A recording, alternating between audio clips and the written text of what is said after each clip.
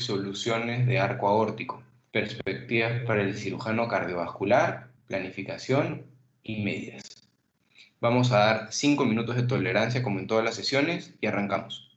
Hola, buenos días con todos. Mientras damos los minutos de espera, quería comentar respecto a la presentación que hoy día nos va a ofrecer el doctor Del Hierro, lo que es algo muy interesante, ya que la aorta ascendente y el arco aórtico es como que la última frontera para la terapia cardiovascular transcatéter, y también ha sido una cirugía muy desafiante durante toda la historia de la cirugía cardiovascular abierta. Hoy día parece que nos van a presentar dos cosas muy interesantes: un tratamiento híbrido a través de una endoprótesis que se puede utilizar de forma anterógrada, y nos va a presentar también una primicia que es el reemplazo de arco aórtico totalmente endovascular a través de una nueva prótesis.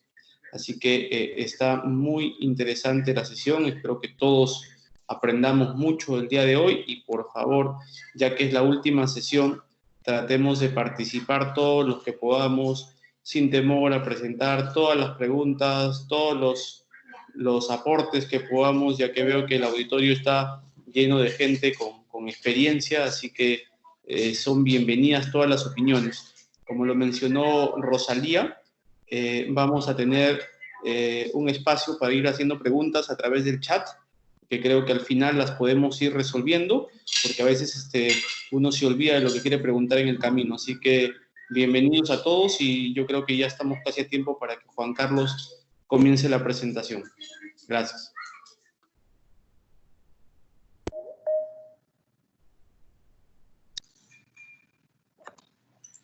Muchas gracias, doctor Napoleón. Muy bien, llegó el momento de presentar esta última sesión de la serie de charlas que estamos brindando sobre planificación y medidas, además de perspectivas para el cirujano endovascular. Como muy bien dijo el doctor Napoleón, y creo que no lo pudo haber dicho mejor, cuando hablamos de aorta ascendente y arco aórtico, estamos hablando de la última frontera de la terapia endovascular. No quiero darles mayores detalles porque creo que ampliamente vamos a tocarlos en la presentación. Entonces, empecemos. Soluciones para arco aórtico. Si nosotros dividimos la patología de la aorta nuevamente, podemos dividirla en estos tres grandes grupos. Primero, la dilatación aneurismática, el síndrome aórtico agudo, que engloba la úlcera aterosclerótica penetrante, el hematoma intramural y la disección de aorta, y finalmente, la rotura. Si nosotros dividimos la patología aneurismática de la aorta torácica, podemos evidenciar en el gráfico que ven en la pantalla que en aorta ascendente y arco aórtico encontramos más o menos el 60% de la patología aneurismática de la aorta torácica supradiafragmática. Este dato es sumamente importante y es lo que a mí me intriga desde un principio en la revisión que hicimos para hacer o presentarles esta sesión. Dentro de las opciones de tratamiento, creo que es donde más opciones tenemos. Primero, la reparación abierta. La reparación abierta es una cirugía que tiene aproximadamente 50 años y que en un principio tenía 50% de mortalidad intrahospitalaria en las mejores manos. El día de hoy es una cirugía que en centros de excelencia tiene igual una alta mortalidad, alrededor del 20%, e implica esternotomía, hipotermia moderada y una cirugía propiamente a corazón abierto. La segunda opción de tratamiento es la cirugía híbrida, y dentro de la cirugía híbrida tenemos dos opciones, ambas aceptadas ya dentro de las guías de manejo que liberaron el año pasado, a principios del año pasado, la Sociedad de Cirugía Cardiotorácica y Vascular Europea. Tenemos la cirugía abierta mediante un debranching para posterior tíbar, igual es una cirugía que requiere esternotomía. Las prótesis para tíbar en aorta ascendente y en arco aórtico están aún fuera de las indicaciones de uso. Y tenemos el Frozen Elephant Trunk, que es la evolución de la cirugía de trompa de elefante convencional, buscando maximizar la extensión tratada de la aorta para en una segunda intervención endovascular completar el forrado de la aorta distal en caso de hablar de disecciones. Igual es una técnica que en las manos más expertas, en las manos de médicos que diseñaron la Evita Open Plus, que es la prótesis de CryoLife para Frozen Elephant Trunk, tiene una mortalidad del 9%, con stroke de 4 a 12% dependiendo de la bibliografía que uno revise. Y finalmente las prótesis custom-made, que tienden en un principio, en la aparición de esta terapia de arco aórtico customizada, a las ramas internas. La desventaja de las prótesis custom-made es que tienen un proceso de preparación, el proceso de planificación, luego vienen por un proceso de ingeniería y finalmente termina con la producción de la prótesis en un lapso de 6 a 8 semanas. Estas no tienen CE mark. A continuación les voy a presentar un artículo de revisión, un artículo de autor que me inspiró hace muchos años y habla principalmente sobre la tendencia de la cirugía en general. No solo la cirugía cardiovascular, sino la cirugía en general. Y la conclusión de este artículo de autor es que el futuro de la cirugía vendrá en la ablación sobre escisión, en la guía por imágenes sobre la visión directa, en la reconstrucción sin suturas, en accesos por orificios naturales y vasos sanguíneos en vez de cortes y exposición. Y si esto es lo que estamos viviendo con la cirugía cardiovascular en general, con la cirugía aórtica en general, ¿por qué es tan difícil? ¿Por qué la cirugía de aorta ascendente y de arco aórtico es la última frontera? Y creo que cometería un error en continuar con la sesión de planificación sin entender un poco que la planificación va más allá de la toma de medidas.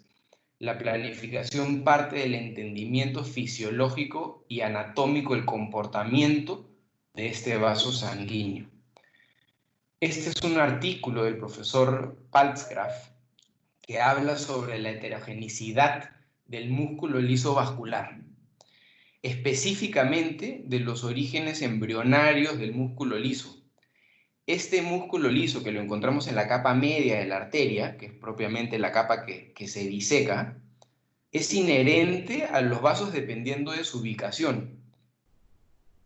Y hablo de los orígenes embriológicos porque incluso en el estudio hablan sobre la transposición de una célula de aorta ascendente a otra zona. Y la célula arterial de la aorta ascendente, extrapolada a cualquier otra posición, mantiene las mismas funciones fisiológicas características de la aorta ascendente. Una de ellas, por ejemplo, la tendencia a la calcificación, lo cual es sumamente interesante. Entendiendo la heterogeneidad del sistema vascular y las propiedades propias, valga la redundancia, de las diferentes zonas de la aorta, podemos concluir que ningún injerto vascular ni endoprótesis puede replicar las propiedades inherentes a estas zonas, principalmente porque son prótesis estáticas y no dinámicas.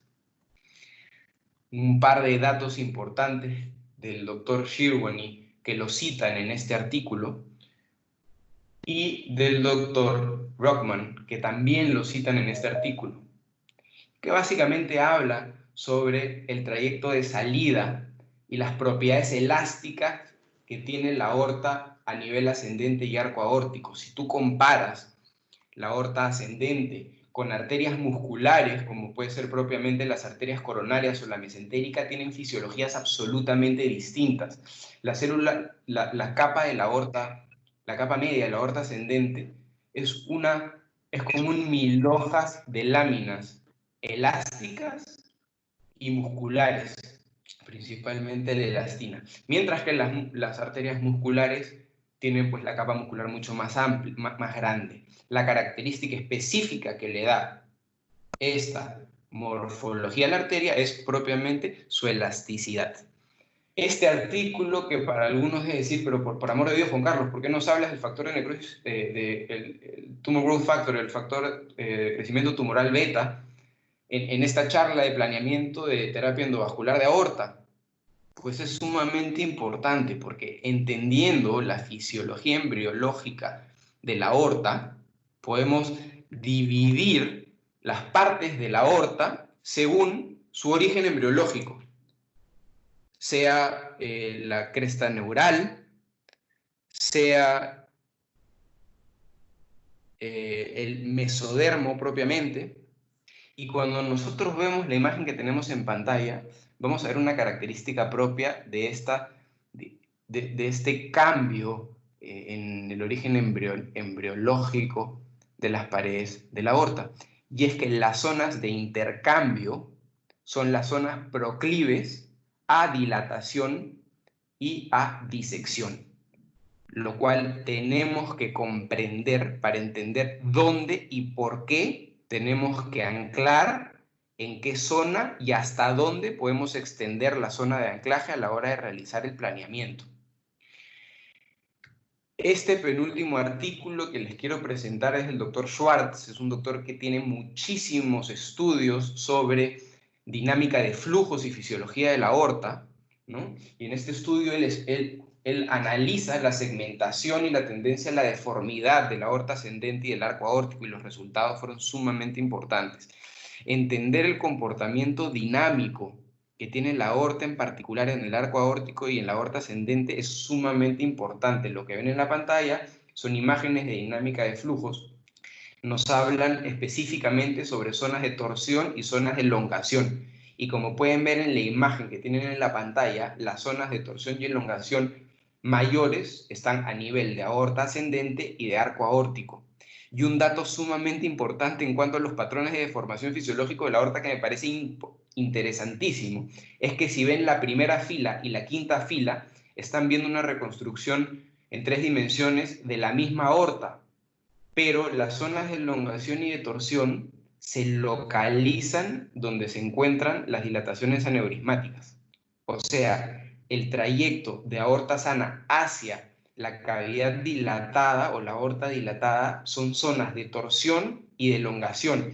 Por lo tanto, es información indispensable para el anclaje a nivel proximal. Yo necesito un anclaje óptimo de más de 2 centímetros, 3 centímetros describen algunos autores a este nivel, y la razón es la que están viendo en la pantalla. Entonces, tengamos claros que la aorta, sobre todo la aorta ascendente y el arco aórtico, es un órgano dinámico, cuyos cambios en la curvatura local y en el estiramiento de la superficie deben ser tomados en cuenta a la hora de la planificación, tanto de la cirugía abierta como de la cirugía endovascular. Voy a presentarles este artículo que seguramente va a generar mucha discusión. Es un artículo interesantísimo que habla sobre los cambios geométricos en la aorta ascendente pre y post dilatación, pre y post disección, perdón. Y el resultado fue increíble. De 1821 pacientes en este estudio retrospectivo, solamente 63 tenían controles tomográficos antes de que se diseque la aorta ascendente hacia el arco aórtico. De estas 27 fueron espontáneas y 30 fueron disecciones retrógradas. Y compararon el diámetro pre y el diámetro post. La anterioridad o el control tomográfico no podía tener más de 2 años antes del episodio de disección. ¿Y qué fue lo que encontraron? Lo que encontraron fue que los diámetros aórticos de aorta ascendente antes de que la dilatación conlleve a la disección, que es el motivo por el cual el punto de corte se fijó en 55 centímetros, ¿no? Fue distinto. El promedio de diámetros era de 4 centímetros. Entonces, el tratamiento de los aneurismas de aorta ascendente están basados en diámetros post-disección. Solamente en un caso se midió un diámetro aórtico superior a 55 post-disección, con aorta que en un principio había tenido 4 centímetros. El cambio geométrico de la aorta torácica ascendente, ¿no?, es predecible, pero no necesariamente una aorta que tenga 55 milímetros de diámetro va a ser una aorta que sea proclive a la disección, como muestra este estudio. El American Heart Association, cuando fija el límite de tratamiento de la aorta ascendente, lo fija en base a mediciones post-disección, no a mediciones pre-disección. Entonces, si no conocemos todavía la fisiología, si no tenemos clara la fisiología de la dilatación predisección de la aorta torácica ascendente y el arco aórtico, ¿cómo es que vamos a diseñar las prótesis? Pues el entendimiento paulatino de estos cambios fisiológicos normales a la patología es lo que logró que Cryolife, de la mano en un joint venture con Endospan, desarrollen esta primicia que les vengo a presentar a ustedes el día de hoy. La prótesis Nexus es una prótesis para tratamiento totalmente endovascular del arco aórtico y yo tengo el placer de presentarla. Como la ven en pantalla, es una prótesis bimodular, es una prótesis que es la única que tiene CE Mark para el arco aórtico en Europa y es pues la que tienen en pantalla. El primer módulo de la prótesis es la parte que cubre la aorta ascendente. Y definitivamente, conociendo la fisiología de la aorta ascendente, pues tiene que tener ciertas características. Por ejemplo, los ápices de los stents que se acoplan a nivel de la curvatura mayor de la prótesis son ápices que están doblados hacia adentro para evitar el daño cuando este tramo de aorta sea sujeto a mayor tensión. Los cortes en sierra ayudan al acoplamiento proximal y al cierre proximal. A nivel distal, la prótesis tiene un scallop, además de tener unos stents específicamente diseñados para un acoplamiento activo con la prótesis del arco aórtico. En relación a la curvatura mayor de la prótesis, es una espina antideslizante para evitar la migración de la prótesis, además de los ya conocidos stents en él, que ayudan a la fijación por sobredimensionamiento. El segundo módulo de la prótesis es el módulo del arco aórtico. Es un módulo que tiene una característica bastante importante. Tiene no solo fijación proximal, mediante la fijación de la rama brachiocefálica, sino también una fijación distal en el segmento descendente flexible. Tiene una unión tapered que ayuda justamente a que se forme una especie de reloj de arena entre la prótesis de aorta ascendente y la prótesis de arco para evitar migración. Creo yo que es importantísimo que les alcance a ustedes la información siguiente. En los estudios in-house de esta prótesis tenemos un porcentaje de Endolic tipo 1 de 0, porcentaje de Endolic tipo 3 de 0, porcentaje de éxito técnico del 100%. O sea, no solamente es una prótesis de alta ingeniería, sino es una prótesis de fácil implantación. Lo que ven en la pantalla nuevamente son los módulos y las zonas de solapamiento y los stents que permiten una fijación activa. Acá pueden ver la prótesis finalmente implantada. Obviamente una de las condiciones que necesita la colocación de esta endoprótesis es una aorta ascendente sana. Y acá pueden ver imágenes angiográficas de los modelos de laboratorio donde se ve la colocación de la prótesis del arco aórtico y posterior colocación de la prótesis de aorta ascendente. Entonces, creo que con este preámbulo que he hecho de un poco de anatomía, fisiología y embriología de la aorta ascendente y el arco aórtico y esta primicia que es la prótesis totalmente endovascular para el arco aórtico, podemos hablar un poquito de la planificación y nuevamente nuestro checklist. Analicemos qué tipo de imágenes tengamos, procesemos y estudiemos las imágenes y encontremos estrategia para un tratamiento óptimo. Tomemos las medidas de forma responsable, tengamos nuestros propios filtros para asegurar que la medida que hemos tomado es la correcta y finalmente reportemos en un gráfico en 2 dimensiones y tengámoslo como ayuda a memoria en el Angiolab. ¿Qué tipo de imágenes tengo? Y acá es sumamente importante. Es tan importante el tipo de imagen, la fecha, que tenga menos de 6 meses. Si es un cuadro agudo, pues tendrá mucho menos. La presencia y contraste para una correcta medición. El grosor del corte, que sea de preferencia menor de 3 milímetros. Cuando trabajamos arco aórtico, es preferencia que tengan menos de 1 milímetro. Y la extensión. Y recuerden que en relación a la extensión, y les pongo este pantallazo de la última guía de tratamiento del arco aórtico, no solo nos interesan los vasos supraórticos hasta las femorales. En este caso, necesitamos saber cuál es la anatomía del polígono de Willis para prevenir cualquier daño isquémico. Entonces, ¿tenemos o no anatomía favorable? Evaluemos los cortes axiales en un programa que nos permita hacer reconstrucciones multiplanares y centerline, y dibujemos en 2 dimensiones un modelo que lo tenemos disponible en sala de operaciones y nos ayudará como ayuda a memoria. En relación al acceso distal, creo que ya hemos conversado bastante al respecto. Evaluemos calcificaciones, evaluemos trombos en la pared, evaluemos estenosis, elongaciones y tortuosidad. Tengamos presente que la prótesis del arco es 20 French, o sea, necesitamos por lo menos arterias de 7,5 milímetros para que la colocación del sistema de liberación, la introducción del sistema de liberación sea óptima. Y la prótesis de aorta ascendente es de 12 French, o sea, necesitamos accesos que tengan por lo menos 5 milímetros. En cuanto al acceso proximal, necesitamos un acceso de 7 French que nos permita introducir un snare para poder lograr el through and through que necesitamos para la colocación de la prótesis del arco aórtico en dirección a la arteria brachiocefálica. Nuevamente, estudiemos la anatomía del arco, el tipo de arco que tenemos, que presenta el paciente, la tortuosidad o alguna calcificación severa que necesite una previa angioplastía. Creo yo que el tema de accesos lo hemos revisado ya durante las últimas 3 sesiones y lo tenemos bastante claro, pero me parece que necesitamos puntualizar cuáles serían las indicaciones anatómicas para que ustedes puedan empezar a compartir pacientes que tengan opciones de tratamiento con nosotros. Y son las siguientes.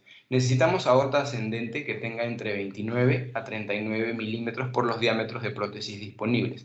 El anclaje proximal mínimo debe ser de 30 milímetros, 3 centímetros, distinto a la aorta torácica debido a la fisiología que ya conversamos hace un ratito.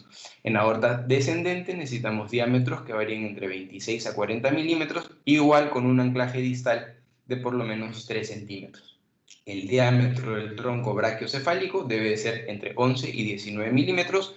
La longitud del anclaje debe ser de por lo menos 2 centímetros y debemos de calcular el ángulo alfa, que es el ángulo que hace la arteria innominada en relación al eje axial de la aorta, que lo vamos a revisar un poco más adelante. Básicamente, en esa imagen pueden ver cuáles son las medidas de longitudes que necesitamos. Y nuevamente haciendo el hincapié, cuando trabajamos en aorta torácica y en una aorta tan dinámica como es la aorta ascendente o el arco aórtico, no nos podemos basar solamente en un centerline, sino tenemos que tener mediciones también de la curvatura mayor y de la curvatura menor de la aorta, tratando de basarnos siempre en cuanto a la longitud del cuello de anclaje en la curvatura menor. En cuanto a la toma de medidas, creo que ya la hemos revisado bastante. Nos fijamos en los 3 ejes, tratando de seguir el sentido de la aorta, el eje principal de la aorta. Yo en lo particular, y con los que he conversado, que comparten el mismo sistema de mediciones que yo, tomo 5 medidas. En este caso, es una aorta ascendente que tiene 33 milímetros de diámetro. La aorta descendente, nuevamente tomamos la medida, ubicándonos en nuestros ejes, como pueden ver, y es un ejercicio que ya hemos realizado antes. La aorta a nivel de aorta descendente, la primera porción de la aorta descendente, no es totalmente circunferencial en la imagen, como pueden evidenciar en la figura de la mano izquierda inferior. Entonces, en este tipo de casos, nosotros lo que hacemos es utilizamos el área de la circunferencia para calcular el diámetro real. En el caso, como ven, el área es 6.029 centímetros cuadrados. Utilizando la fórmula del área, que es pi r al cuadrado, la invertimos, dividimos el área entre el factor de pi y le sacamos la raíz cuadrada. Esto nos va a arrojar el radio. Multiplicando por 2, tenemos el diámetro real de la aorta descendente, que en este caso es de 28 milímetros. Repetimos la misma figura para la toma de la medida de la arteria innominada, que en este caso es 11 milímetros de diámetro. Continuamos con las longitudes. Nuevamente, como pueden ver en la pantalla, en una reconstrucción multiplanar vamos a tomar la longitud de la curvatura mayor, que varía mucho en relación a la curvatura menor, y la línea recta. Miren lo que sucede cuando medimos en el centerline. La distancia entre B, que es donde terminan los senos de Valsalva, y el inicio de la arteria innominada, en este caso BC, es 8 centímetros, que está más en correlación con la línea recta que con la curvatura mayor o menor. Repetimos la figura, midiendo desde el final del ostium de la arteria innominada, tomando la curvatura mayor en 180, pues es la longitud total de la prótesis. Como ven en la línea roja, es el acoplamiento o la zona de anclaje mínima que debe tener la prótesis en su porción distal, que es de 3 centímetros, y nuevamente la longitud de la curvatura menor. Esto, como lo habíamos revisado en un artículo anterior, nos habla específicamente del acortamiento o de cómo predecir el acortamiento que puede tener una prótesis cuando es liberada en el arco aórtico. Y finalmente, para culminar con la planificación de la prótesis Nexus, debemos de medir el ángulo alfa. ¿Cómo lo medimos? Lo que ven en la pantalla es una visión anteroposterior sin modificación de ninguno de los ejes. Vamos a ubicar el eje en una oblicua anterior izquierda 60 grados para con esto lograr que el arco se abra y poder evidenciar bien las porciones de la aorta a este nivel. Ponemos la primera marca siguiendo el eje de la arteria innominada en relación a el corte axial de la aorta, y esto nos arroja 128 grados. Mientras tengamos más de 125 grados como ángulo alfa, el procedimiento va. ¿Por qué? Porque esto nos da un rango de pivoteo de la rama innominada de 60 grados. Si nosotros extrapolamos este ejercicio al caso que estábamos midiendo en un principio, el ángulo alfa es de 131, nuevamente dándole a la reconstrucción multiplanar una angulación de 60 grados oblicuo anterior izquierda para lograr tomar bien la medida. Nuevamente, sumamente importante, y no me voy a cansar de recalcarlo, las proyecciones, sobre todo en aorta ascendente y en arco aórtico, debemos de tenerlas en sala para disminuir el tiempo de radiación, así como también disminuir la cantidad de contraste requerido. Muy bien, hemos tocado el tema endovascular, que es un tema nuevo, es un tema en boga, es un tema que ya está siendo incluido dentro de las guías de manejo de patología neumática o de patología aórtica aguda del arco aórtico. Pero ¿qué es lo que tenemos que conocer? Nosotros tenemos que conocer nuestro pasado. En 1983 nació la técnica del elephant trunk. En esta época, en este año, la mortalidad del procedimiento era mayor al 50%. Esto ha ido evolucionando hasta el 2003, que de la mano del profesor Jacob en el Hospital Universitario de Essen, se desarrolló la Evita Open Plus, una prótesis de CryoLife que cumplía con mejorar las limitaciones que tenía la técnica del elephant trunk convencional, cuyo anclaje era pasando B3, una zona que es muy difícil de anastomosar por la posición anatómica que tiene en relación a la esternotomía media.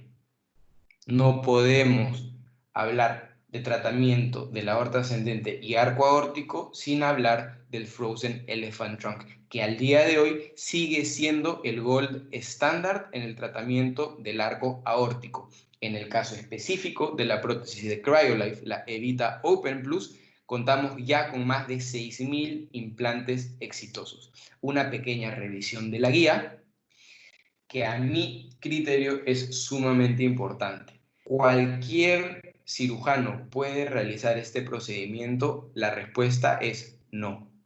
Yo el entrenamiento del Frozen Elephant Trunk lo hice en Lisboa, y el primer hincapié que hizo el profesor cuando empezó a hablar de la técnica del Frozen Elephant Trunk hizo mención al Aortic Team. Las 5 primeras recomendaciones de la guía de manejo que ven en pantalla hacen relación al expertise del equipo.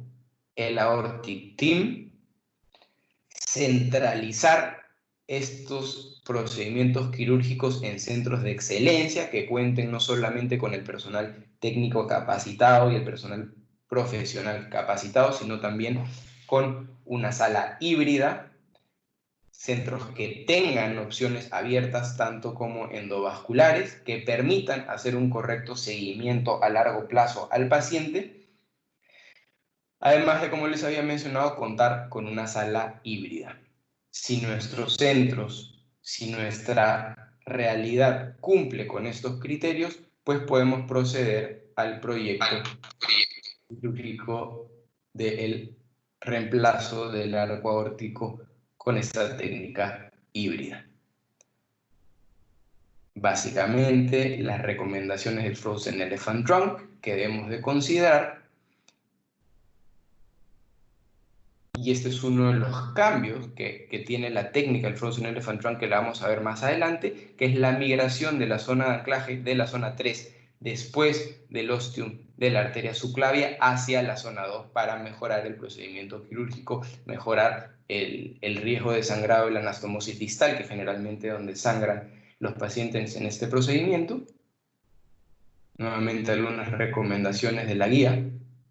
En este caso, Frozen Elephant Trunk debe de ser si es que tiene el TER de entrada en la aorta ascendente proximal con síndrome de malperfusión. Y esta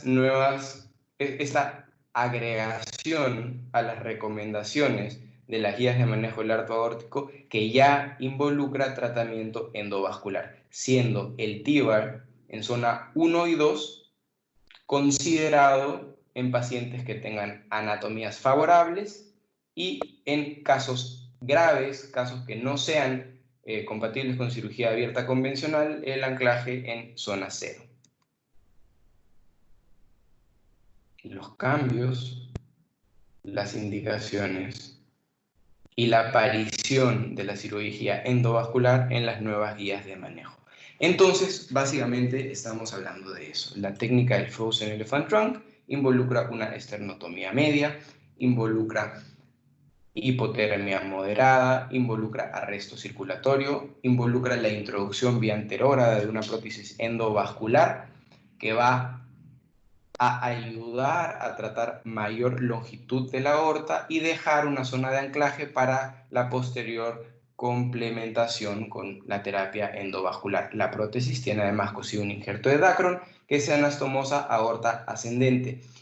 La tendencia del reemplazo de los vasos supraórticos está cambiando. Ya muchos cirujanos describen que prefieren el debranching a el parche de Carrel, que es lo que ven ustedes inmediatamente en la pantalla. Pero yo les estoy hablando de una técnica que tiene más de 10 años y que probablemente todos conozcan. Entonces, vayamos un poco más allá. Vayamos a cuáles han sido las mejorías, qué nos dicen los metaanálisis en relación al cuidado frente a la posibilidad del stroke, que es el riesgo más alto que tienen estos pacientes. Entonces voy a presentarle básicamente 2 artículos. El primero es un metaanálisis, son 9 estudios comparativos, y llega a la conclusión que la hipotermia moderada, además de la circulación cerebral anterógrada selectiva, sea uni o bilateral, disminuyen la posibilidad del stroke con un valor de P de 0.007, que es sumamente estadísticamente significativo. El segundo artículo habla sobre las tendencias en canulación y neuroprotección durante la cirugía del arco aórtico en Europa. Y la conclusión fue sumamente ilustrativa, porque siempre del error se aprende. Entonces, ¿cuáles son las características que debe de tener la circulación cerebral anterógrada selectiva en estos pacientes? Debemos de mantener presiones entre 40 a 60 milímetros de mercurio con flujos entre 6 y 10 mililitros por kilo por minuto. La hipotermia debe ser llevada a 20 a 26 grados. si el procedimiento, si la duración del arresto circulatorio va a sobrepasar los 40 minutos, la tendencia es a canulación bilateral en vez de canulación unilateral. Y acá les menciono los cambios en el procedimiento técnico quirúrgico que han mejorado el éxito de esta técnica a corto y mediano plazo. Primero, la necesidad de colocar una guía rígida que nos asegure la luz verdadera. Si bien es cierto, la introducción de la parte endovascular es bajo visión directa de forma anterógrada, tener una guía en la luz verdadera nos va a asegurar que esta prótesis sea liberada en el lugar correcto. Mejorar la zona de anclaje a la zona 2. Esto obviamente con una posterior revascularización de la arteria subclavia para evitar el daño isquémico medular. Igualmente, la reperfusión distal temprana se recomienda buscando evitar lo mismo, que el paciente haga injuria medular por el edema que se produce por la hipoperfusión. En cuanto a la perfusión cerebral anterógrada selectiva, sea uni o bilateral, el esquema se los acabo de mencionar. Y finalmente, los resultados con la hipotermia moderada en relación a la hipotermia severa. Son buenos si mantenemos la temperatura entre 24 a 26 grados. Esta evolución es en relación a la técnica quirúrgica. La técnica quirúrgica que está basada en nuestro modelo de planeamiento. Pero en base a la prótesis, ¿qué mejoras se pueden hacer?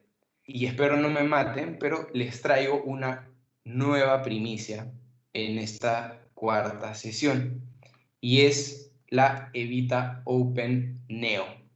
Las indicaciones y las especificaciones de esta prótesis todavía no están aprobadas en las guías europeas, pero quería de todas maneras mencionar que la evolución de la Evita Open Plus es hacia esta prótesis conocida como la Evita Open Plus Neo, una prótesis que ya viene con el debranching parcialmente realizado solamente para la anastomosis término-terminal con los vasos supraaórticos. De esta manera, es una prótesis que rediseña nuevamente el tratamiento del Frozen Elephant Trunk, ahorrando el tiempo y mejorando los resultados a corto y largo plazo. Quiero terminar esta presentación con información que a mi modo de ver es sumamente útil. Esta información fue presentada en el Aortic Life en el año 2018, que es el último Aortic Life que se dio. Y es en relación a los cuidados intra y posoperatorio de los pacientes con cirugía mayor. Déjenme presentarles la terapia de adsorción intraoperatoria. Este dispositivo, conocido como CytoSorb, es un removedor de factores inflamatorios. Es un removedor de citoquinas. Todo procedimiento quirúrgico cardiovascular mayor que comprometa la utilización de la máquina de circulación extracorpórea va a generar lo que conocemos como DAMPs. Los DAMPs es básicamente la liberación de estos factores pro y antiinflamatorios, específicamente interleuquinas, las más conocidas en el estudio de la inflamación generada por la máquina de circulación extracorpórea es la interleuquina 6, la 8, la 1 fracción beta y el factor de necrosis tumoral alfa. Este último mencionado es el culpable de la vasoplegia intra y postoperatoria. Entonces, si nosotros logramos colocar un dispositivo que absorba, que fije y que retire de la circulación estas interleuquinas, estas proteínas inflamatorias, vamos a lograr estabilidad hemodinámica, mejor control del shock y posibilidad de reversión y reducción de la necesidad de vasopresores, como describe este artículo del profesor Saller, en el que se puede evidenciar la necesidad disminuida de noradrenalina para el manejo de la vasoplegia, que es principalmente el efecto primordial de esta terapia. pero no es el único. Además, vamos a disminuir abismalmente la necesidad de asistencia ventilatoria, la posibilidad que el paciente requiera algún grado de soporte renal, reducción significativa de los productos sanguíneos. Solamente esta disminución de los productos sanguíneos paga la utilización de este dispositivo, lo cual lo vuelve accesible a todo público. Y los pacientes que se van a ver más beneficiados, según este estudio, son justamente los pacientes que vayan a cirugía con arresto circulatorio e hipotermia. Creo que he tratado de cubrir lo más que he podido sobre el tratamiento del arco aórtico y de la aorta ascendente, tanto la nueva técnica endovascular como la Frozen Elephant Trunk, sus mejorías, y la nueva prótesis Evita Open Plus Neo, que busca justamente disminuir aún más el tiempo operatorio y mejorar el éxito del procedimiento. Espero que esta charla haya sido útil para todos ustedes y le voy a dar pase al doctor Napoleón para moderar las preguntas. Excelente presentación, Juan Carlos. Yo creo que es bastante moderno todo lo que se está haciendo al respecto y es bastante innovador. Tenemos una pregunta del doctor Aste. Sí. Hola, buenas, Napoleón, doctor del Hierro, ¿qué tal? Solamente unas preguntitas porque me ha parecido muy, muy interesante la presentación, especialmente de la nueva prótesis, la Nexus. Una curiosidad, porque bueno, ustedes tienen la información más al día. ¿Esta prótesis se puede poner en arco tipo 3? ¿Tiene alguna contraindicación? Eso por un lado. Y por otro lado, ¿es indicación tanto disección como aneurisma o hay alguna diferencia? Es una excelente pregunta, Doc. Y se la voy a responder como siguiendo lo que usted siempre nos estimula a hacer, que es hablando un poco de la estadística, ¿no? La prótesis está hecha tanto para disecciones como para aneurismas. Si hablamos específicamente de aneurismas del arco aórtico, estamos hablando del 1 al 3% de la patología aneurismática específicamente. O sea, la anatomía del aneurisma de aorta, de arco aórtico distal que te permite la colocación de esta prótesis es más o menos el 3%. Sí está indicada en cualquier tipo de arco. La única cosa el único detalle de que tiene que tener en cuenta a la hora de la planificación, más que la anatomía o la disposición que vaya a tener esta prótesis a nivel distal, que es básicamente el comportamiento de una prótesis torácica con stents asimétricos, con un poliéster mucho más delgado que permite mucha mejor acoplabilidad y evitar el kink, es el ángulo alfa, que es el ángulo que va a evitar que se quinque el tronco brachiocefálico, que es el único tronco que va a irrigar los vasos supraórticos. Espero con eso haber respondido su pregunta. Sí, claro. Dime, ¿el acceso hacia el tronco brachiocefálico por qué vía es? ¿Es una canalización de alguna característica especial? No, es básicamente con un introductor de 7 French a nivel braquial. Lo que vamos a hacer con el acceso braquial es capturar a nivel del arco aórtico la guía que hemos introducido por la femoral derecha, que es la guía que va a llevar la prótesis del arco propiamente. Déjeme retroceder las diapositivas para mostrarle también que la disposición que tienen los dispositivos de entrega de esta prótesis son distintas. Lo que ven en la región inferior izquierda de la pantalla son los dispositivos de entrega preformados. El de la mano izquierda es el del arco aórtico. Es un dispositivo que está hecho para dirigirse hacia el tronco brachiocefálico y mediante un through and through asegurar el posicionamiento perfecto de la prótesis siempre y cuando respetemos las medidas del ángulo alfa. Y el de la derecha es un dispositivo de entrega también preformado, diseñado para aorta ascendente, justamente para buscar nuevamente el máximo posicionamiento. Siempre que trabajamos aorta ascendente y arco aórtico, en relación al planeamiento hay que tener algo en cuenta, y es el jet aórtico.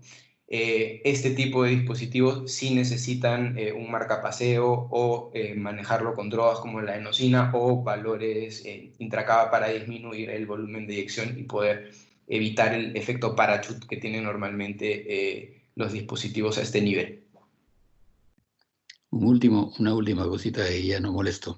Me interesaría saber la opinión del doctor Napoleón Delgado en este sentido, porque él ha manejado aorta ascendente inclusive antes de toda esta temporada de prótesis nuevas. Había que gestionarse de alguna forma a los arreglos de la aorta ascendente. Yo creo que él tiene alguna experiencia. Me interesaría escuchar su opinión al respecto.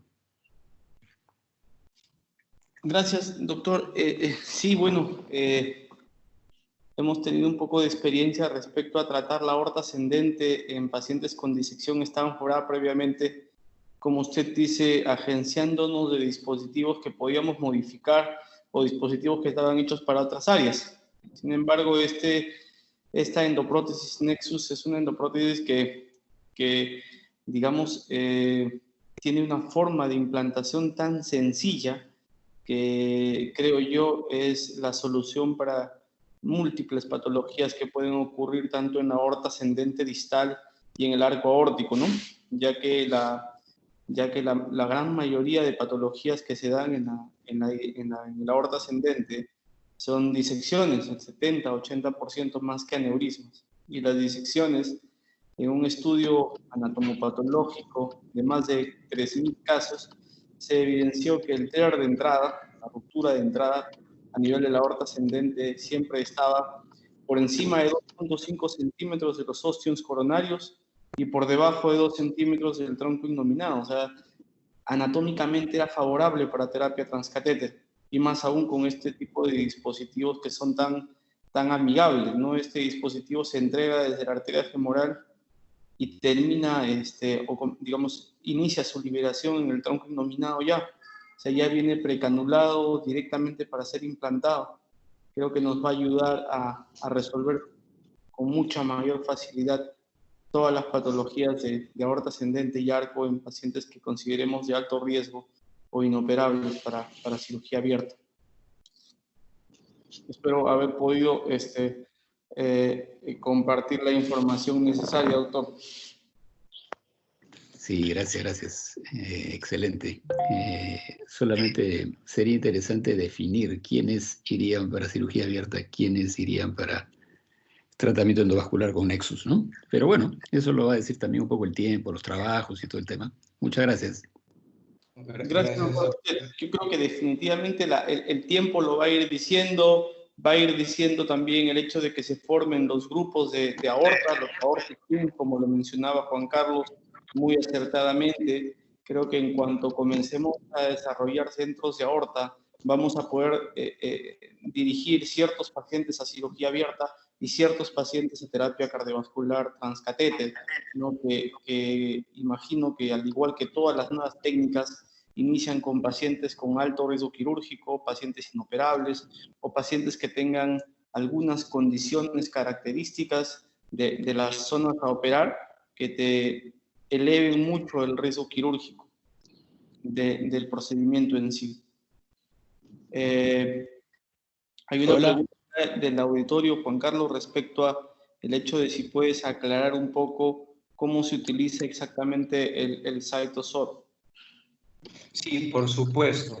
El CytoSorb es un adsorbente, como pueden ver la figura, lo que parece es un hemofiltro. Se conecta igual que el hemofiltro en paralelo en un sistema de circulación extracorpórea, en caso se use en terapia intraoperatoria, que es lo ideal en los casos de arco aórtico y aorta ascendente.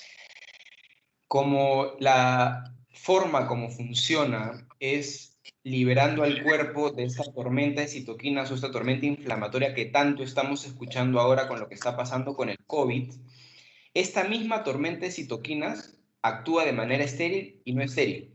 O sea, esta misma tormenta de citoquinas actúa con el paciente sometido a cirugía cardíaca de circulación extracorpórea prolongada, que supere las 2 horas, donde los picos de interleuquina 6, que es básicamente el promotor de toda esta cascada de citoquinas, actúa.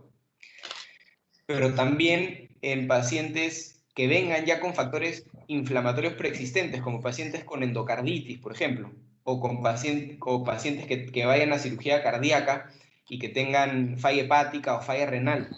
Hablando específicamente de la forma como funciona, actúa básicamente filtrando por peso molecular, o sea, todo lo que tenga menos de 55 kilodaltons de peso molecular se va a adherir a la zona interna de las partículas del polímero que presenta este absorbente.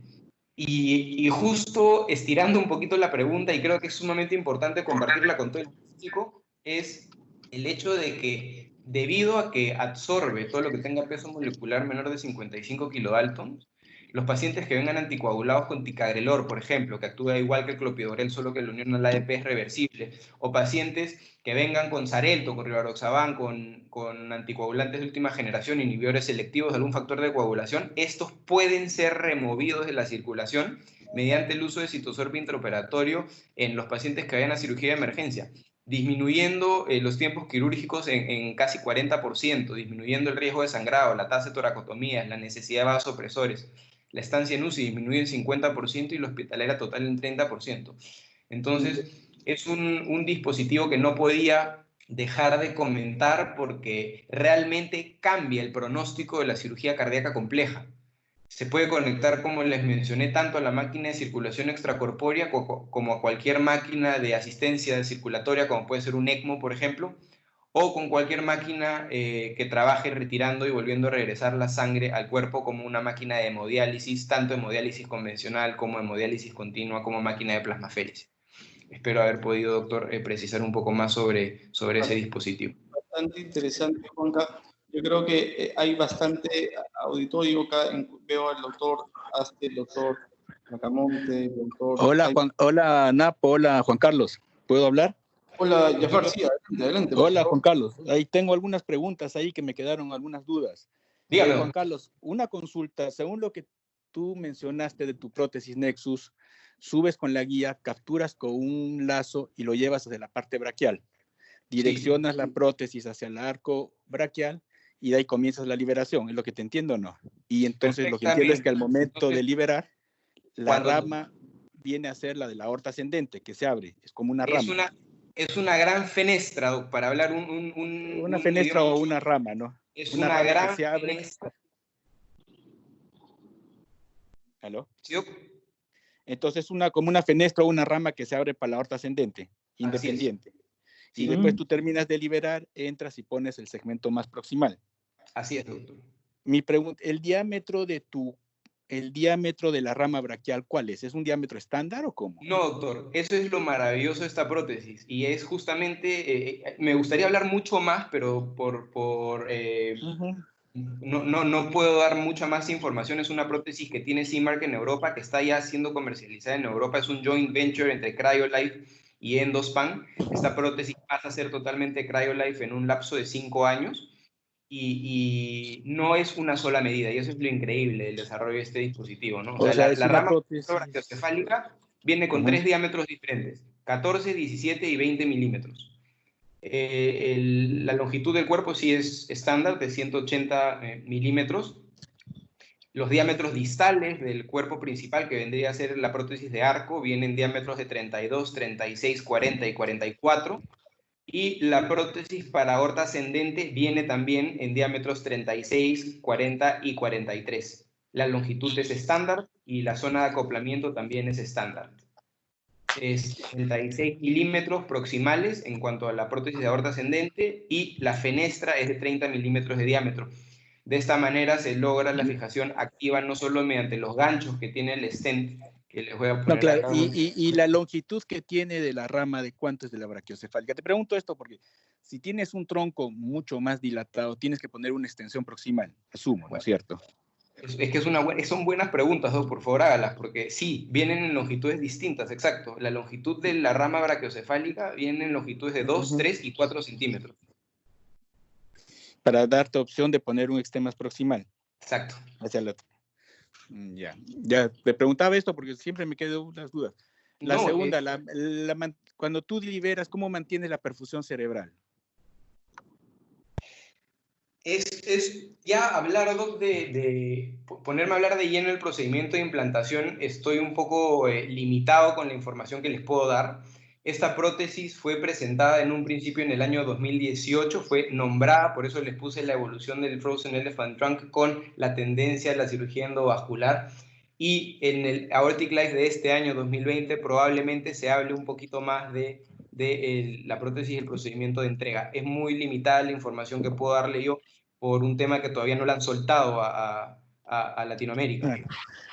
Claro, te pregunto esto porque yo tuve la oportunidad de participar en unos proyectos de otra compañía, en unos proyectos que tuvieron, participé de ese tipo de prótesis.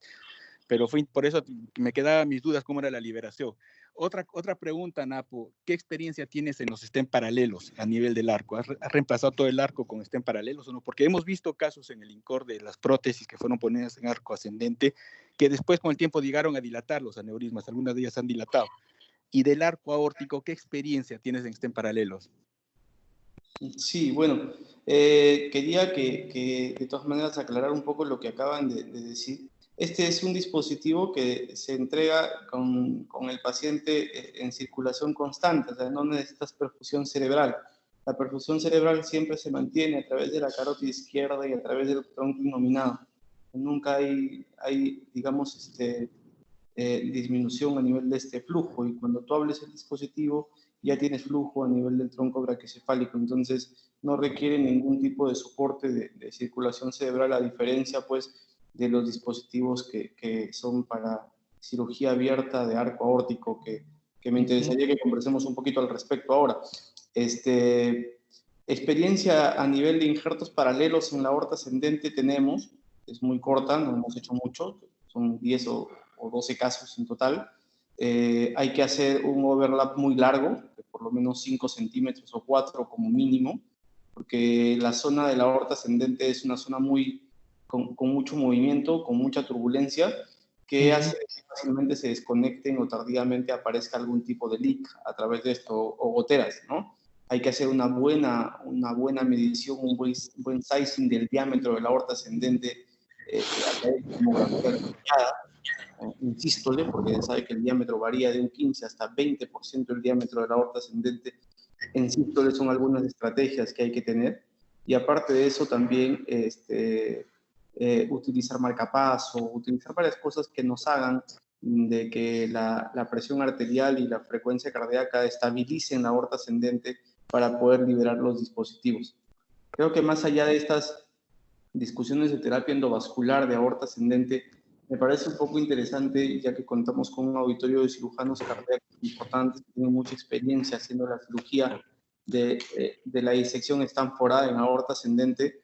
Quisiera ver o comentar con ellos cómo toman la nueva técnica esta del Frozen Elephant Trunk, ya que si Juan Carlos nos permite, hay algunas imágenes en donde nosotros podemos ver cuáles son las consecuencias a corto, a mediano y largo tiempo de los pacientes que solo se les repara el segmento de la aorta ascendente y el paciente continúa con la disección desde el arco hacia la aorta torácica descendente. Entonces yo creo que eso es algo muy importante que tenemos que considerar cuando hablamos de aorta ascendente o arco aórtico o disección stanforada, como estamos hablando ahora.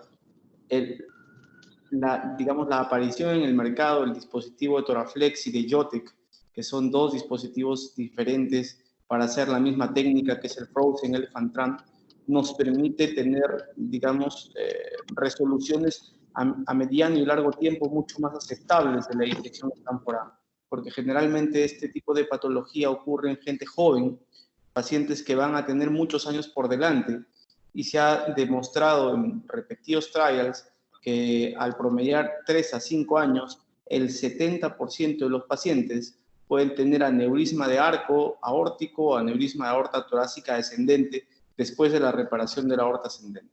Entonces, no sé si las personas que están en el auditorio y hacen este tipo de cirugía les gustaría tener algún tipo de participación. Doctor Ulloa, doctor Aste, doctor Bracamonte, los veo por ahí. ¿Me escucha? Sí, doctor, lo escuchamos. Bienvenido. Bueno, felicitaciones pues nuevamente por estas charlas, por todo lo que se está haciendo. Realmente tenemos el tiempo y el hecho de estar todos juntos reunidos es muy simpático, muy interesante. Solamente unas reflexiones un poco que pueden llegar a un nivel quizá filosófico, pero El arco, la aorta y el arco siempre me han parecido fascinantes como cirugía. Y hay dos, tres cosas que me parecen que son importantísimas en esta cirugía. Uno, los centros de aorta, como los vemos en Estados Unidos, que son pocos, Texas, Mayo Clinic, Cleveland Clinic, por ahí New York, y en Europa, esos centros que te hacen pues 30, 40 casos, creo que va a ser difícil verlos en Perú. Entonces, siempre creo nos vamos a ver confrontados, salvo quizá los que están en el core que lo ven más, siempre nos vamos a ver confrontados con un bajo volumen. El bajo volumen es una de las cosas que hace cuando uno ve los resultados de una cirugía clásica o un híbrido o esta última técnica que estamos haciendo con el Jotec o con el CryoLife y con el Toraflex, hace que nuestros resultados, nosotros tenemos que, esos resultados que vemos en Europa, Estados Unidos, para extrapolarlos hay que tener mucho cuidado. O sea, para comenzar, pienso que hay que ser muy humildes a la hora de enfrentar este tipo de cirugía. Los que ya deciden hacerla, porque realmente no todo el mundo se lanza a hacerla, hay que tener una cierta experiencia, un cierto entrenamiento y un team, un equipo de gente con la cual uno trabaja constantemente y que entre todos nos damos la mano para resolver los casos. Número dos, los tiempos quirúrgicos son muy importantes, el arco siempre es difícil y todos estamos de acuerdo en que si uno no resuelve pues una disección de arco, está condenado al paciente. El tercer punto que me parece súper importante es que si es un paciente agudo, yo me olvido de la subclavia.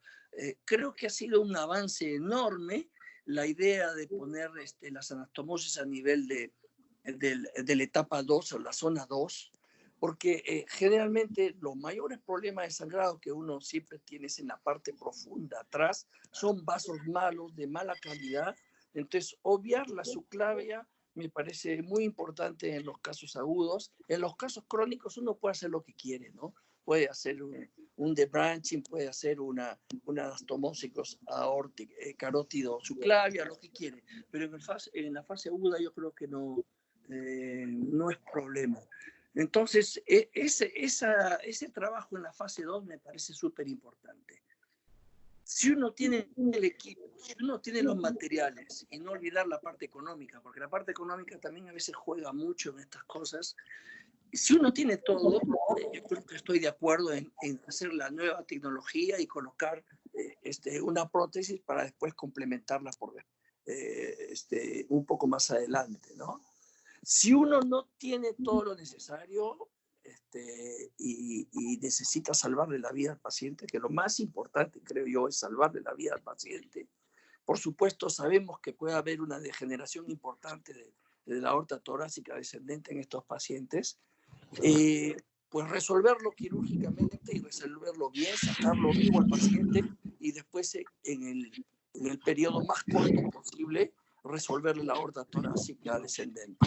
Ahora, acá en Lima, nosotros teniendo pues el equipo, el team de gente, Napoleón, el doctor Aste, los múltiples cirujanos que están en Lima, yo no creo que esta opción de dejar la parte distal sea necesaria, ¿no? Pero bueno, es una opción considerar reparar en zona 2 y después hacer el resto. Y indudablemente que esta prótesis total de arco, reemplazo completo de arco con los vasos, me parece fascinante, ¿no? O sea, todos los que hemos tenido que enfrentar un arco quirúrgicamente sabemos el drama que es, lo difícil que es y los cuestionamientos que uno se hace porque sabe que son cirugías que se hacen 3, 4 veces al año, 2 veces al año. En fin, es difícil, ¿no? Nosotros personalmente he tenido 6 casos, de los cuales hemos sacado vivos 4 y 2 han fallecido. El último fue un caso de un hombre de 55 años que estaba con compromiso neurológico, con malperfunción distal y que lo operamos porque la familia nos pidió que entráramos y acá está el doctor Napoleón, el doctor Astel, que son testigos. El paciente muere por sangrado porque trabajamos en la parte distal de una aorta completamente enferma, completamente que se deshace y es muy difícil repararla. Así que, bueno, no son más que comentarios generales, pero todo lo que es progreso tecnológico me parece que podamos hacer el arco de una forma completamente endovascular es fascinante, ¿no? También. Una opinión pequeña, no sé si me permiten. Hemos tenido últimamente, bueno, no tan últimamente, pero recientemente pacientes que han llegado inclusive operados en Estados Unidos por un cuadro agudo de aorta, de disección de aorta, y que la resolución hecha allá en Estados Unidos fue parcial, ¿no? Digamos, como dice Lucho, salvarle la vida. Y hemos tenido que completar acá el resto del procedimiento ya en aorta descendente, ¿no? Es muy importante efectivamente digamos, repito lo que dice el doctor Bracamonte, es importante saber con qué contamos, ¿no? Acá si estamos contando, por ejemplo, hasta hace poco con el Evita Open que no tenía ramas, bueno, habría que ponerlas.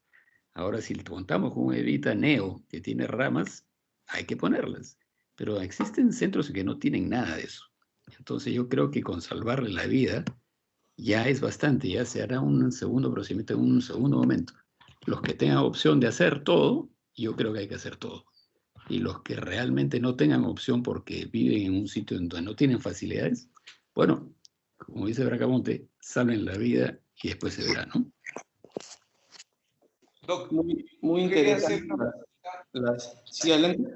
aprovechando que están muchos profesores conectados y en relación al artículo que presenté que hablaba sobre este estudio, que en realidad no es el único estudio, hay 3 o 4 estudios que hablan de lo mismo, que evalúan los diámetros tomográficos de la aorta ascendente antes de la disección y ninguno supera los 4 centímetros. Y luego después de la disección, muy pocos superan los 55 milímetros. Perdón, entonces, quería saber en relación a eso en su práctica, ¿qué es lo que han visto? ¿Qué es lo que han podido evaluar en relación a diámetros? Que es sumamente importante para el planeamiento. Gracias, Juanca, por tu aporte. Yo creo que, como decía hace un momento, la anatomía de la disección de aorta de Stanford A es una anatomía favorable para terapia endovascular transcatéter, dado que la aorta no se dilata mucho de forma aguda, no, la ruptura está en una zona en donde uno puede poner un dispositivo. Son varias las características que están a favor de. Sin embargo, cuando nosotros resolvemos, como acabamos de escuchar las opiniones del doctor Bracamonte, del doctor Aspe, los campos de disección temporal, solamente la parte proximal, habría que evaluar si tenemos disponible a la mano ya estos dispositivos para realizar Frozen Elephant Trunk, para realizar tratamientos completos de la aorta en disección, habría que hacerlo, porque yo quería mostrarles estas dos pequeñas imágenes nada más, dos casos que van y se ven los dos polos. En este caso es un paciente, que vemos ahí la imagen, en donde tiene la reparación de la aorta ascendente en una disección, y esa es una tomografía 2 años después, casi 20 meses después exactamente, en donde vemos que la aorta ha colapsado completamente. Y la aorta es una lámina de más o menos 3 milímetros de diámetro y distalmente dilatado. Distalmente es un aneurisma de aorta de más de 5 centímetros. Entonces, y la siguiente imagen, Juanca, por favor, si la adelantas. Sí, ok. La retrocede, si no me equivoco. Es otra imagen de lo mismo, un paciente que tiene una reparación de la parte proximal, y ahí están los alambres de esternón y todo, y posteriormente, antes de los 3 años de seguimiento, hace un tremendo aneurisma de arco y aorta torácica descendente como consecuencia de la luz falsa que dejamos, ¿no? Entonces, esto lo presento porque nos abre un poquito el panorama o la idea de por qué, si contamos con todos los dispositivos a la mano, ¿por qué es que es importante reparar la aorta ascendente o la disección Stanford A través de dispositivos, a través de la técnica nueva que es el Elephant Trunk frozen o la trompa de elefante congelada, que nos permite evitarnos este tipo de complicaciones a tan corto tiempo posterior, ¿no? Lo malo es de que aquí en Perú tenemos digamos, poco seguimiento de nuestros pacientes posteriormente para ver a qué fueron o cómo se nos complicaron. Una pregunta, Napoleón. O Juan Carlos, esta prótesis con la neo, uno puede no necesariamente anastomosar la subclavia, ¿no? Tanto Doc, en la Evita Open Plus como en la Evita Open Neo, como usted lo dice, yo sé la intención de la pregunta, porque la parte más posterior de la aorta es la parte más difícil de trabajar, ¿no? Generalmente en ambos dispositivos es un criterio ya del cirujano revascularizar o no la arteria, ¿no? Sin embargo, en los estudios de seguimiento se ve de que puede elevar el riesgo de paraplegia de este tipo de procedimientos desde un 4 a 5%, que es el estándar, a un 7 a 8% si es que no revascularizamos la arteria subclavia de alguna forma, ¿no? Sin embargo, hay algunos que prefieren no revascularizarla en el 100% de sus casos, y su cantidad de pacientes que han hecho isquemia medular es similar a otros grupos. Yo creo que es interesante porque esos pacientes nunca saben si es que van a llegar a necesitar una ampliación de su Frozen Elephant Trunk, y de repente hacen una dilatación de aorta descendente y hay que ponerle otra endoprótesis abajo, y de repente hasta un petticoat, ¿no? Y de repente hay que irse hasta la aorta abdominal, y ese paciente ya disminuyó, ya perdió sus chances de mantener una circulación medular adecuada. Más aún las subclavias, si nos vamos hasta las ilíacas, peor, es decir, todo un riesgo. Pero obviamente repetimos lo que dijimos antes, y recalco lo que dijo doctor Acamonte: cuando es una emergencia hay que hacer lo que se puede, ¿no? Y si en ese momento no se puede revascularizar la subclavia, de repente en un segundo momento le podemos hacer una carótido subclavia en un momento y tratar de mejorar algo, ¿no? A propósito de eso, voy a retroceder un poquito la cinta hacia el Nexus. Estamos confiando con el Nexus en la circulación del polígono de Willis, ¿cierto? ¿O está indicado hacer Nexus más un carótido? Sí, no, el Nexus, doctor, está indicado más un carótido. Ya, perfecto, sí, porque ya me extraña un poquito solamente confiar en el polígono de Willis indemne para confiar en que el resto del cerebro se irriga bien. Es una reparación totalmente endovascular del arco, pero acompañado de una revascularización de los vasos supraórticos. Generalmente, en el 70% de los casos que han sido usados, se utiliza un bypass carótido retrofaringio, y en el resto de porcentaje se hace también un bypass carótido o una reimplantación de la carótida izquierda a la subclavia izquierda. Carótido y subclavia, claro. Cerebral dependiente de un solo vaso. Perfecto. Eso me tenía un poquito preocupado, honestamente. Respecto a lo de la arteria subclavia, Doc, hay algunos grupos que han comenzado a presentar alguna casuística, volúmenes importantes en Italia, Alemania, en donde Evita Open o Toraflex dejan el dispositivo sin revascularizar la arteria subclavia, la dejan mucho más adelante, mucho más a la vista del cirujano, y en ese mismo procedimiento, después de que la prótesis es entregada, revascularizan la arteria subclavia con perforando la prótesis y haciendo una fenestración in situ del dispositivo, ¿no? Entonces eso es algo que deja la arteria subclavia revascularizada en el mismo procedimiento, y nos da la ventaja de hacer una anastomosis distal mucho más hacia la vista del cirujano, más manipulable y más evaluable del riesgo de sangrado. Sí, incluso solamente para reforzar lo que dice, dentro de la técnica abierta del FET también se puede utilizar un quemador oftalmológico, un quemador de tubo de Dacron, para hacer una pequeña fenestra, como dice usted, y bajo visión directa ponerle un stent recubierto de la subclavia. Exacto.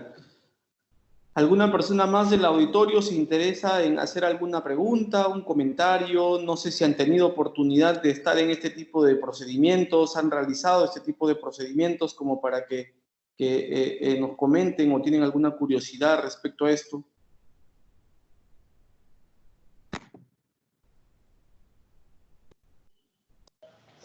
Napo, ¿puedo aportar algo? Sí, claro, Jafar, bienvenido. Claro. En el INCOR, el último año que estoy en el INCOR, se han hecho varios Stanford. La mayoría han sido corrección de toda la aorta ascendente, que yo no participo, participan los cirujanos, Juller, todos ellos, y hacen un hemiarco o hacen un debranching, que es lo que hemos quedado todos en grupo, hacer un hemiarco, porque no contamos con Levita Open, de verdad que todos ellos y todos quieren contar con esa prótesis ahí, porque de verdad que ayudaría mucho. Y de ahí nosotros estamos corrigiendo la parte del arco aórtico poniendo una endoprótesis.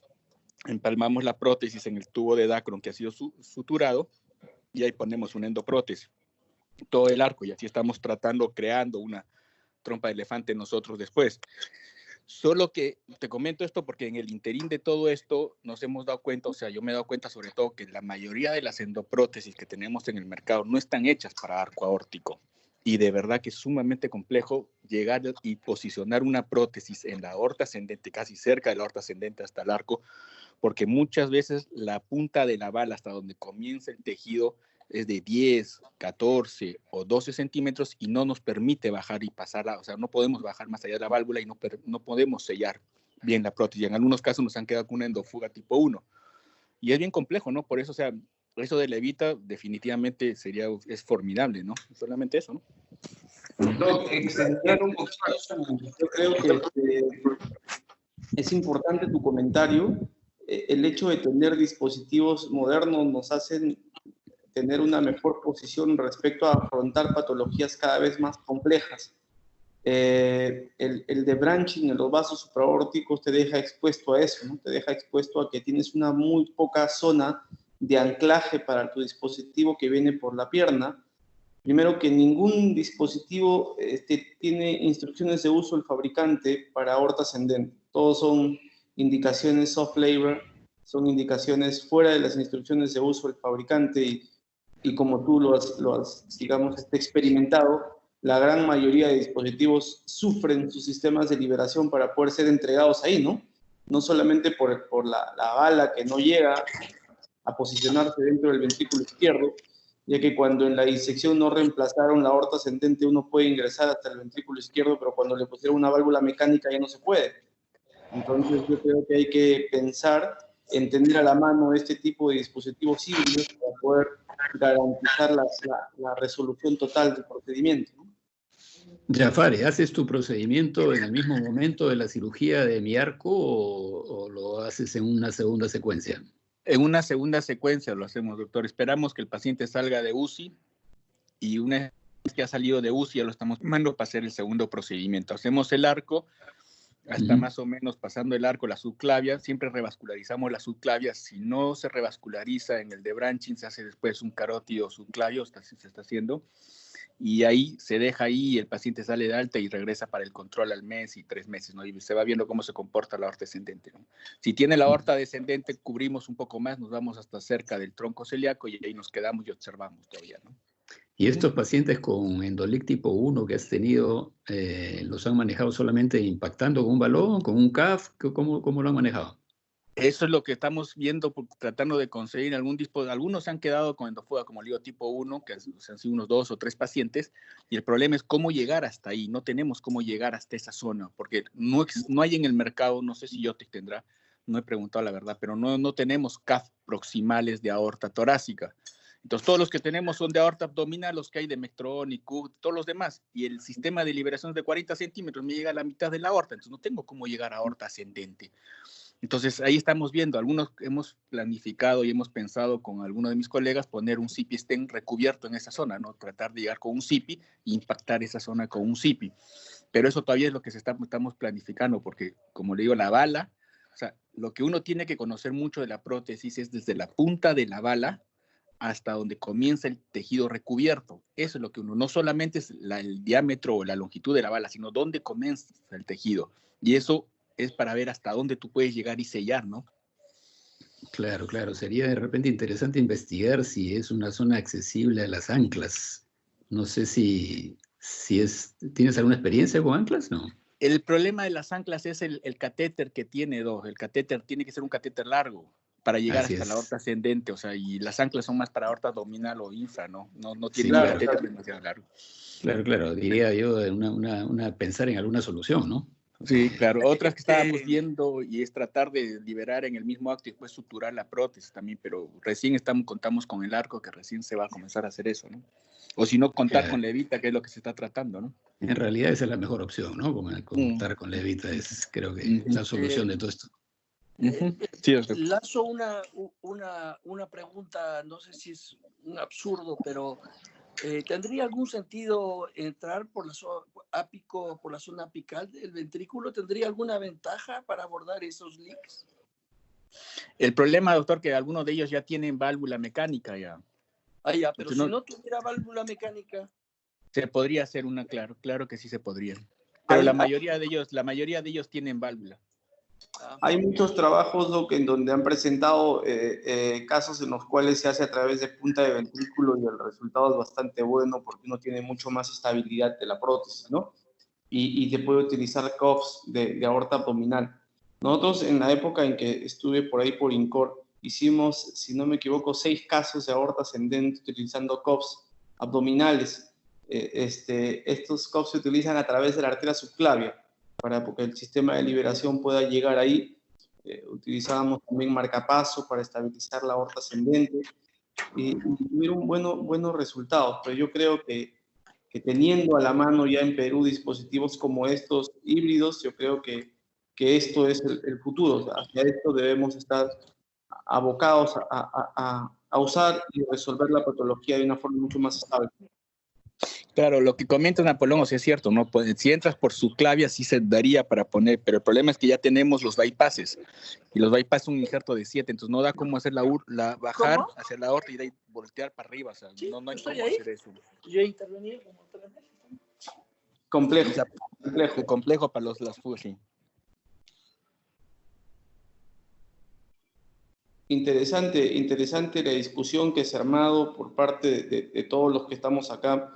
Veo que, no sé si sigue en el auditorio también el doctor César Conde, cardiólogo intervencionista con mucha experiencia en aorta y en TAVI. No sé qué le parece a él desde un punto de vista de cardiólogo intervencionista esta nueva prótesis Nexus solucionaría el problema de todo el arco aórtico y la aorta ascendente completamente de forma percutánea, como se hace en algunos casos. Doctor Conde, ¿está por acá todavía? Hola Napo, ¿me escuchas? César, ¿cómo ¿Cómo está? Buen día. ¿Qué tal Napo? Saludos a todos los colegas, felicitaciones por la presentación, por la discusión, muy interesante. Bueno, yo he tenido la suerte de acompañar un poco los últimos años como parte del equipo que ha intervenido estos pacientes, tanto contigo, ahora con Jafar y con Yuler, y la verdad que sí, comparto la opinión de Jafar en el sentido de que hay limitaciones. Por un lado, de la complejidad de los casos. La complejidad de los casos que llegan a INCOR son pacientes que tienen mucho tiempo de evolución de la enfermedad, son casos bastante complejos, no solamente con cirugía previa, sino con arcos aórticos tipo 3.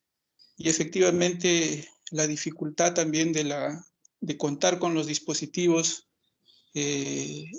específicos o por lo menos más amigables también es un problema porque pues las restricciones del acceso a los dispositivos en la institución ya es bastante conocida, ¿no? Y eso quita la opción de poder enfrentar con más opciones estos casos, pero bueno, de alguna u otra manera se han estado resolviendo, no quizás de manera óptima, pero con más o menos con la disponibilidad de los recursos y bueno, siempre con el interés y el deseo de tratar de ayudar a estos pacientes, ¿no?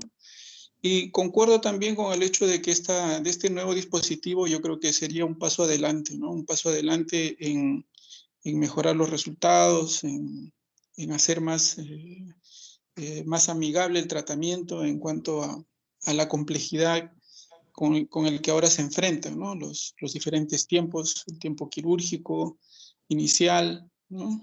Y el posterior tratamiento endovascular, que en muchos casos es complejo y es difícil. Entonces, creo que es una muy buena opción para el medio. Creo que va a ayudar a que la técnica en nuestro medio avance, dé un paso adelante. Y nada, felicitarlo porque creo que es una muy buena alternativa, ¿no? Gracias, César. Nos interesaba mucho tu comentario. Tienes mucha experiencia en tratamiento percutáneo de aortas, de válvula aórtica, de aorta y todo esto. Entonces, es importante también ver este tipo nuevo de dispositivos que son cada día más amigables y que nos permiten, digamos, evolucionar un poco a la terapia transcatéter percutánea para resolver la gran mayoría de patologías que la resolución por vía quirúrgica abierta siempre ha sido un reto muy grande y siempre ha implicado mortalidad y morbilidad muy elevada. Yo creo que esto abre un panorama mucho más amigable para este tipo de patologías.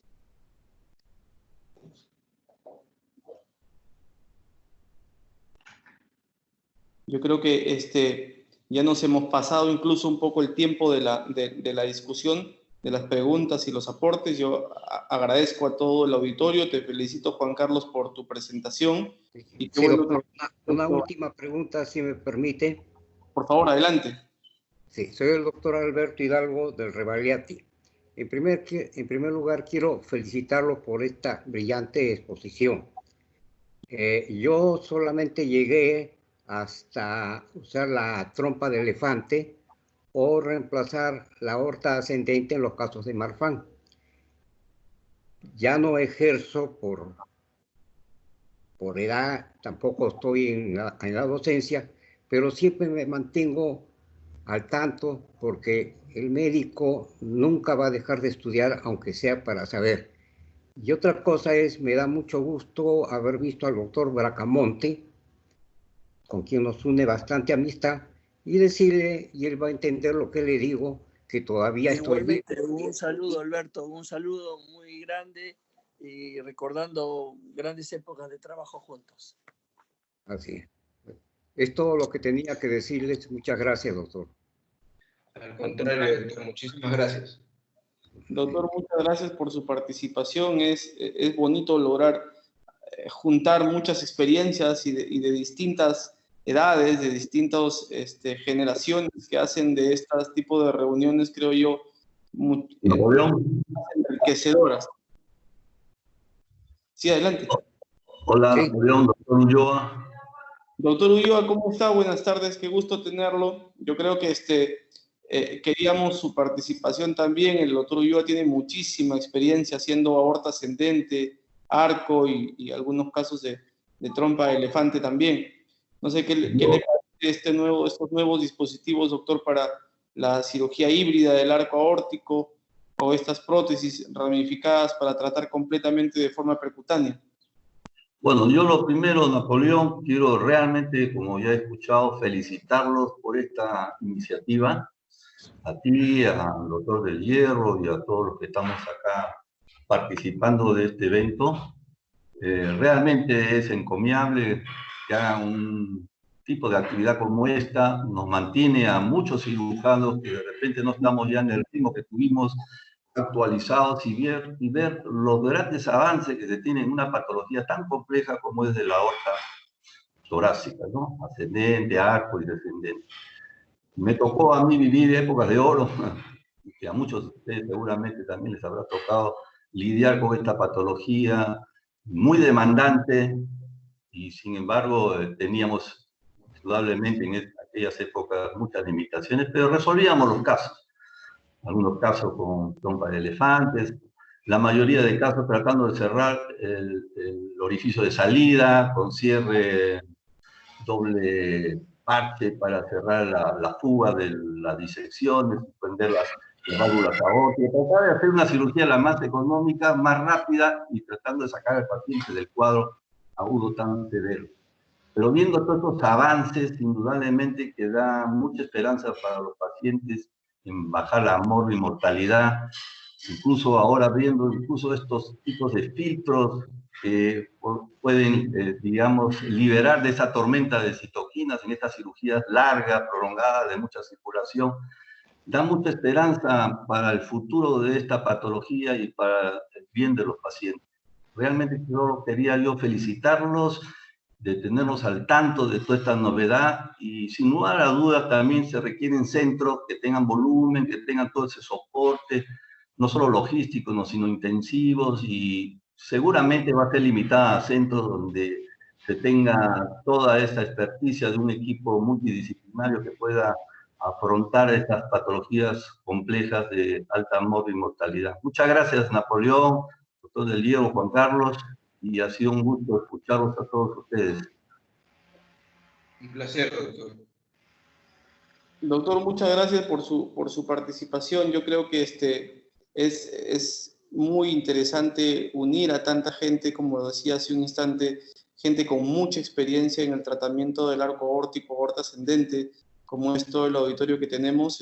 Creo que ha sido una bonita mañana, una muy interesante discusión, enriquecedora. Creo que todos hemos aprendido un poco más y, como dice el doctor Ulloa, nos mantenemos, aprovechando estos días, nos mantenemos un poco más al tanto de toda la tecnología y todas las soluciones modernas que hay para patologías tan complejas y tan antiguas, que, como dice también el doctor Ulloa, nos da un panorama mucho más interesante y mucho más acertado para reparar estas cosas en el futuro. No me queda más que agradecer a todos, felicitar una vez más a Juan Carlos por su presentación, agradecer a todos los que han participado y nos han hecho llegar toda su experiencia, que es totalmente enriquecedora. Y bueno, creo que han sido 4 sesiones muy interesantes que nos abren un panorama bastante bueno respecto a las terapias cardiovasculares transcatéter en la enfermedad cardiovascular, que creo que ahora, después del COVID, va a tener mucho mayor empuje, dada la menor cantidad de exposición de los pacientes a centros hospitalarios, la menor cantidad de exposición también de los propios cirujanos. Entonces creo que estamos en un camino bastante interesante. Agradezco a todos y te dejo, Juan Carlos. Muchísimas gracias, doctor. No queda más que agradecerles por haber participado. Creo que todos nosotros estamos aprendiendo de las discusiones que se logran de los grandes maestros que son ustedes. Yo solamente quería recordarles que el día de mañana vamos a tener una linda discusión sobre tratamiento de los vasos esplácnicos con stents recubiertos a cargo del doctor Aste. Va a estar como moderador también el doctor Delgado. Recordarles, por favor, que si pueden darnos una mano con las encuestas, se lo agradeceríamos también. Y paso a darle lugar a Rosalía para que ya haga el cierre de esta serie de conversatorios que han sido realmente muy simpáticos y espero haber, en cuanto a información, haberles podido dar un resumen de lo que está pasando, de lo que va a pasar y de lo que es la planificación y la toma de decisiones, que vuelvo a recalcar, no es solamente tomar medidas, hay que conocer de la fisiología y de este órgano tan dinámico como es la aorta, pero tan apasionante y con todavía mucho por descubrir. Muchas gracias. Gracias, Juan Carlos. Para cerrar esta sesión, agradecer a todos por su participación y aportes. Un agradecimiento muy especial al doctor Delgado por habernos acompañado hasta este momento y esperamos seguir teniéndolo como invitado. Muchas gracias. También recordarles que sí, por favor, sigan llenando las encuestas. También se agreguen a nuestro canal de YouTube, donde se encuentran ya todos los videos de estas sesiones. El día de mañana, como dijo Juan Carlos, tenemos una interesante presentación. Y el próximo jueves 30 tendremos una charla muy interesante de asistencia, el jueves 7 de mayo, disculpen, jueves 7 de mayo, asistencia circulatoria, HeartMate 3, avance a terapia de destino. Muchas gracias a todos y tengan una linda tarde.